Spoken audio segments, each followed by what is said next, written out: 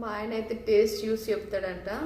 ఇది మా పిల్లలు నేను అసలు ఎవ్వరం తినము, ఈయన ఒక్కడే తింటాడు అనమాట. ఈ కాళ్ళు తలకాయలు ఈ బోటి అవన్నీ ఈయన ఒక్కడే తింటాడు, మేము ఎవరం తినం.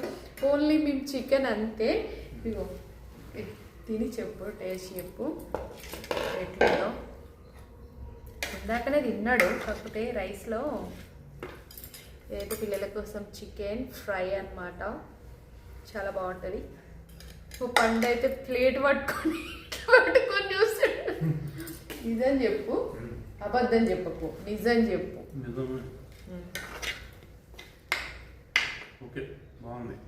గట్టిగా చెప్పు. బాగుంది. బాగుందా? మసాలా, ఉప్పు, కారం అంతా సెట్ అయినా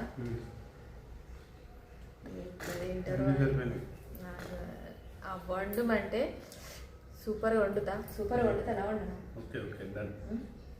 కానీ తినడు మాత్రం నా వల్ల కాదు.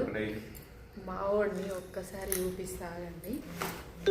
ప్లేట్ పట్టుకొని ఎంత దీనంగా చూస్తున్నాడో చూడండి అసలు. అబ్బా, ఇప్పుడే తిన్నావు కదా పండు, ఇప్పుడే తిన్నావు కదా పండు నువ్వు.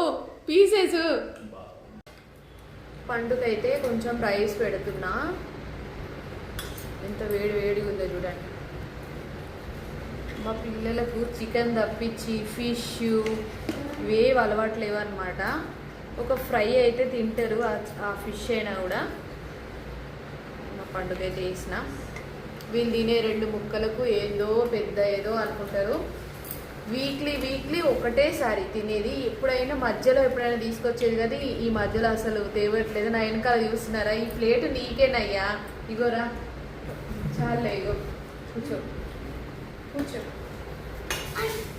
ఇప్పుడైతే అసలు తినట్లేదు. ఇది శ్రావణ మాసం ప్రతి శ్రావణ మాసంలో మేము తినకపోయేది, కానీ ఈసారి ఇంకా నేనే అలో చేసిన పిల్లలని. ఎలాగో నేను తినట్లేదు పాపం, వాళ్ళని నన్ను ఎందుకని చెప్పేసి చేసిన అనమాట.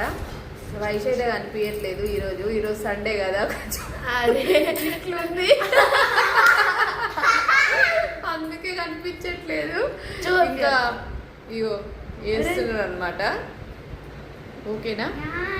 ఓకే అండి. ఇంత కష్టపడి చేసి ఇది నేనన్నమాట తినేది. ఇది తినద్దు కానీ ఇప్పుడు ఏది గతి లేదు, అందుకే ఇంకా నా కోసం ఏం వండుకోవాలి, అందుకనే ఏదో కొంచెం లైట్గా ఉండి లేనట్టుగా తిన్నామని చెప్పేసి తింటున్నా.